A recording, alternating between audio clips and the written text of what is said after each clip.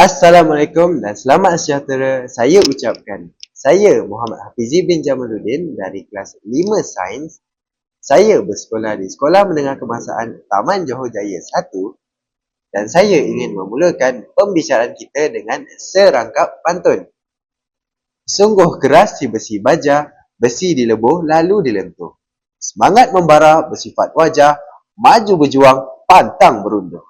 Yang berusaha, barisan juri yang arif lagi bijaksana, yang saya hormati, pihak penganjur dan ahli jawatan kuasa, terima kasih saya ucapkan atas peluang yang dianugerahkan kepada saya untuk saya menutil kata pada hari ini.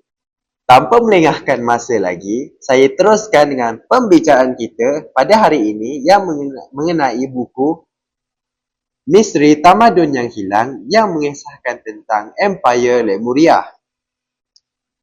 Empire Lemuria dikatakan wujud sezaman dengan Nabi Idris AS. Empire Lemuria juga dikatakan wujud sezaman dengan kota Atlantis, iaitu 75,000 tahun sebelum Masihi sehingga 11,000 tahun sebelum Masihi. Kota Atlantis dan Empire Lemuria memiliki sejarah bersama dan Empire Lemuria dikatakan memiliki tamadun yang moden yang dapat menandingi tamadun kita pada hari ini. Namun, sejauh apakah kebenaran teori ini? Adakah teori ini benar-benar mendukung yang Empire Lemuria benar-benar wujud atau ia hanya sekadar fatamorgana semata-mata? Terdapat beberapa catatan dan kajian yang telah dijalankan untuk mengetahui dan mengenal usul dan kewujudan Empire Lemuria ini. Antaranya ialah ahli zoologi Amerika Philip Luke Slater membuat kajian tentang sejenis haiwan primal iaitu lemur yang merupakan nenek moyang kepada monyet.